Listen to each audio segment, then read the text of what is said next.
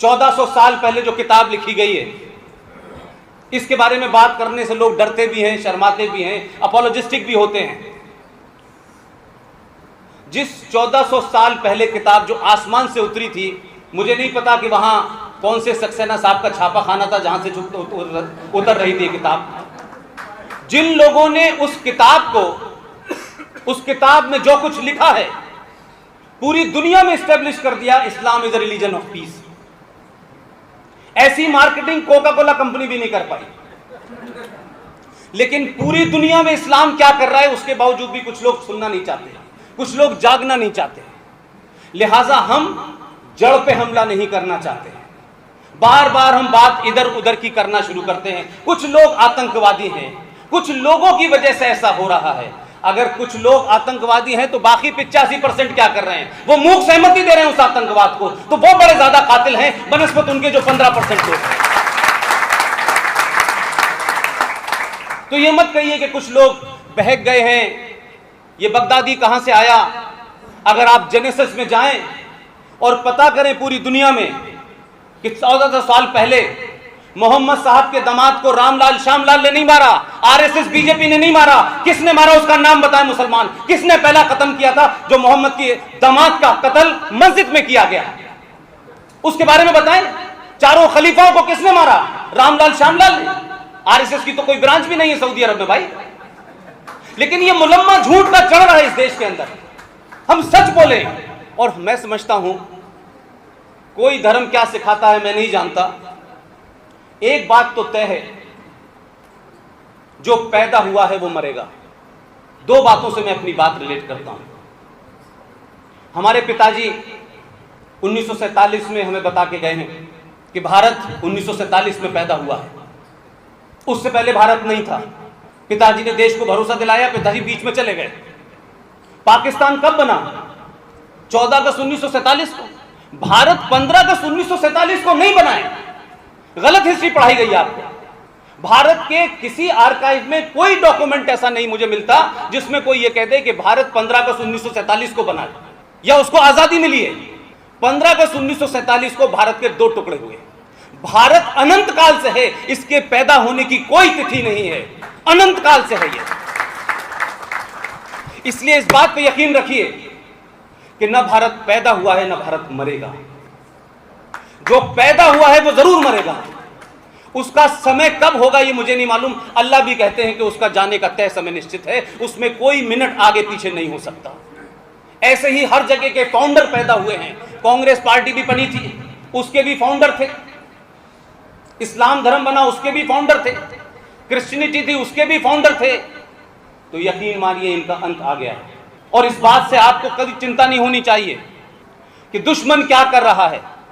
चिंता आपकी यह होनी चाहिए कि आप इस जगह तक पहुंचे कैसे, कौन सी चीजें आपने अपने समाज में, अपने परिवार में पीछे छोड़ दी, कौन सी आधुनिकता के चलते आपने सत्य सनातन संस्कृति को छोड़ करके, 5000 साल पुरानी सभ्यता को छोड़ करके कुछ बौने और लुटाई गिरे और चोर और मक्कारों से आज डर के आप भाग गए। वो पूरी दुनिया में देश में टर्म डिक्टेट कर रहे हैं।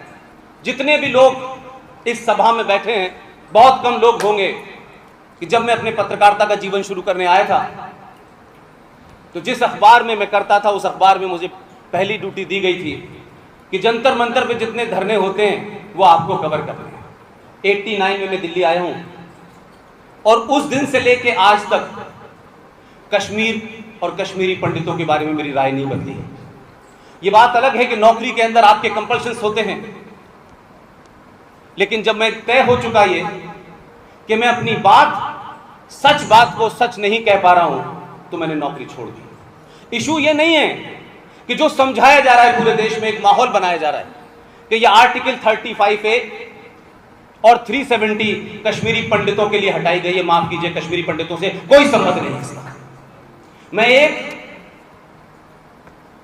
ललित भाई मेरी बात को एंडोर्स करेंगे, जिन लोगों का यह ख्वाब है, जो उस ख्वाब को लगातार मजबूत कर रहे हैं कि हिंदुस्तान में गज़वाए हिंद जब तक नहीं आएगा तब तक पूरी दुनिया में इस्लाम कंप्लीट नहीं होगा। हिंदुस्तान की जिम्मेदारी थी, हर हिंदुस्तानी की जिम्मेदारी थी। किसी ने एहसान कश्मीरी पंडितों के ऊपर नहीं किया है।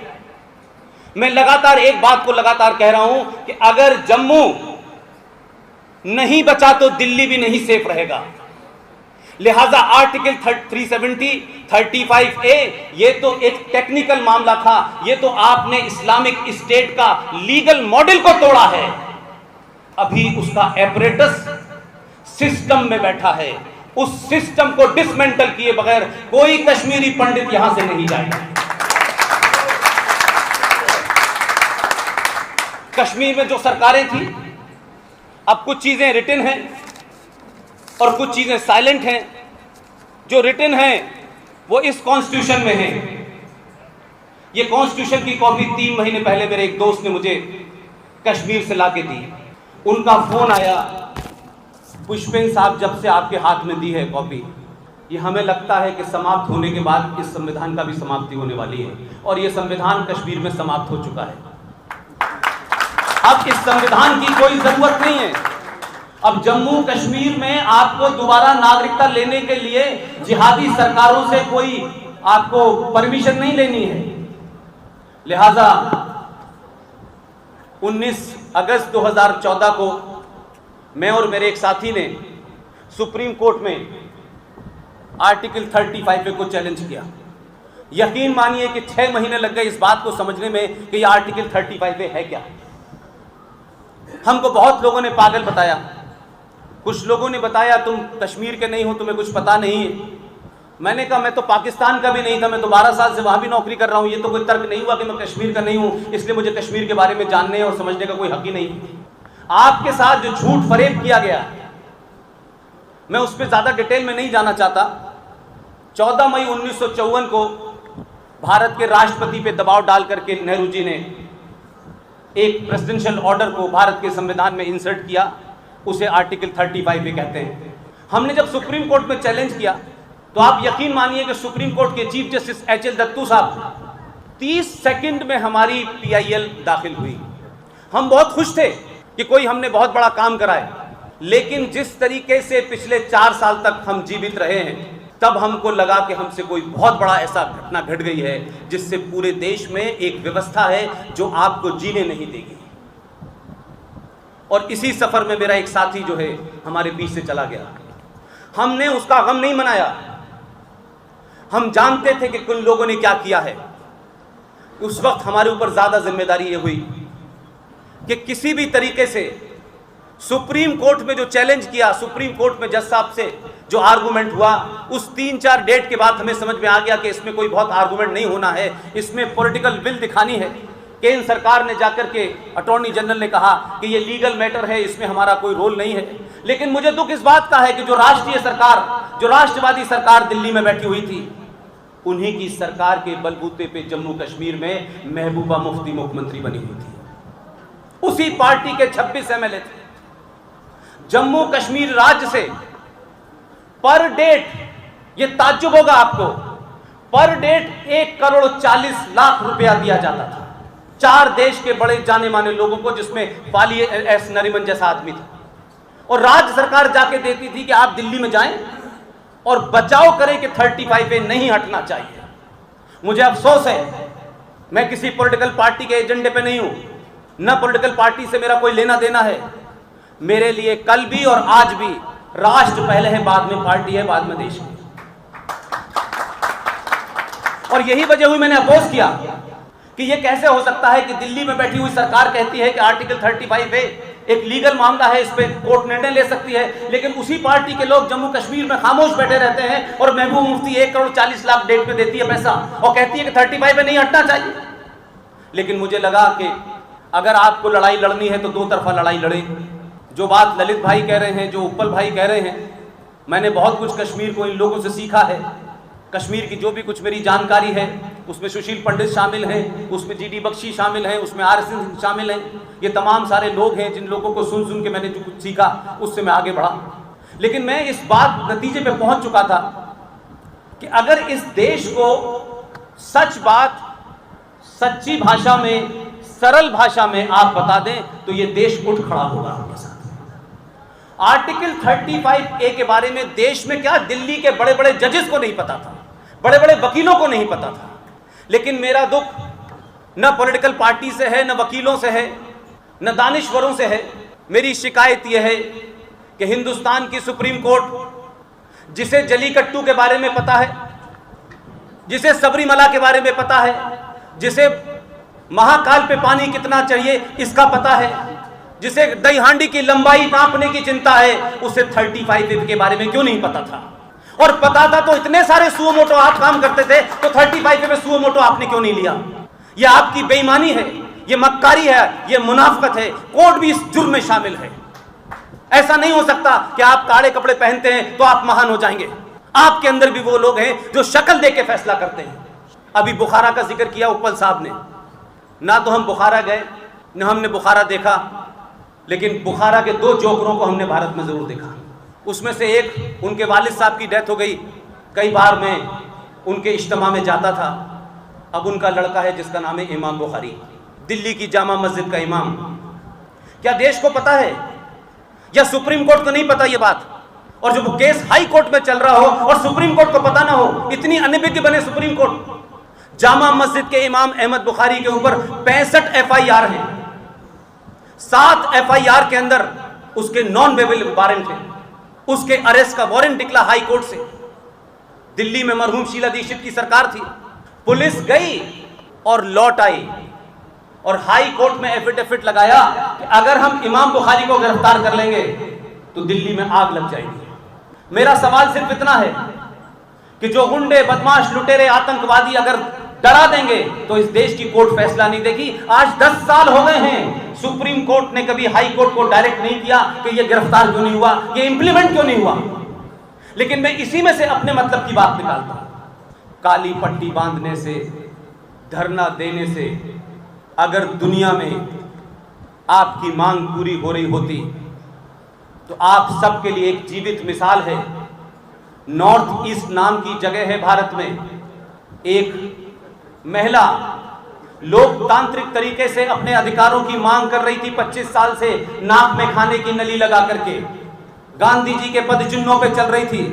25 साल तक ना तो देश के JNU के लोग गए, न वो मुनाफिक गए जो कश्मीर में जाते ही सबसे पहले उस मक्कार, उस जलील आदमी से जिसका नाम सैयद शाह गिलानी है, उससे मिलने जाते थे। वो कभी उसके पास नहीं पहुंचे 25 साल में, और आखिर में उस महिला ने नाक की नली उतार के फेंक दी। मैं समझता हूं कि इस देश के अंदर एक बहुत बड़ा वर्ग है जो अपने 5000 साल पुरानी सनातन संस्कृति के उसी मूल्यों में रह रहा है। ये मूल्य बदलने होंगे, आपको अपना हथियार बदलना होगा। आप जिस समाज में हैं उस समाज में, व्यवस्था में, शिक्षा में, सरकार में, विधानसभा में, पार्लियामेंट में, इस देश के बाहर वो व्यवस्था में ऐसे लोग बैठे हैं जो आपको खड़ा नहीं होने देंगे। जो लोग ये कहते थे कि आर्टिकल 370 के हटाने से क्या होगा, अब तो कम्युनिकेशन का दौर है। अब तो राष्ट्रवादी शक्तियों के बारे में कहा जाता था कि कोई उनका अखबार में एक लेटर टू एडिटर तक नहीं छापता था।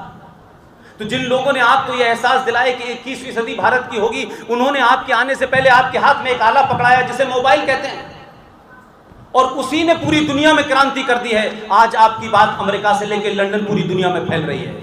आज लोगों को पता चल रहा है कि आपके मन में क्या है और आप क्या चाहते हैं। और वर्तमान प्रधानमंत्री जो इस खिलौने को बहुत अच्छी तरह इस्तेमाल करना जानते हैं, इस खिलौने के कारण एक बहुत बड़ी क्रांति आई। हम सब जानते हैं कि जब 2014 का चुनाव हो रहा था तब भी मीडिया हॉस्टाइल था, तब भी अखबार हॉस्टाइल थे, लेकिन उस शख्स ने उसी मीडियम का इस्तेमाल किया जो दुनिया ने आपके हाथ में बना के दिया, जिसे मोबाइल कहते हैं। और उसमें 12 साल, 10 साल, 15 साल, 20 साल के बच्चों से अपने आप को कनेक्ट कर लिया।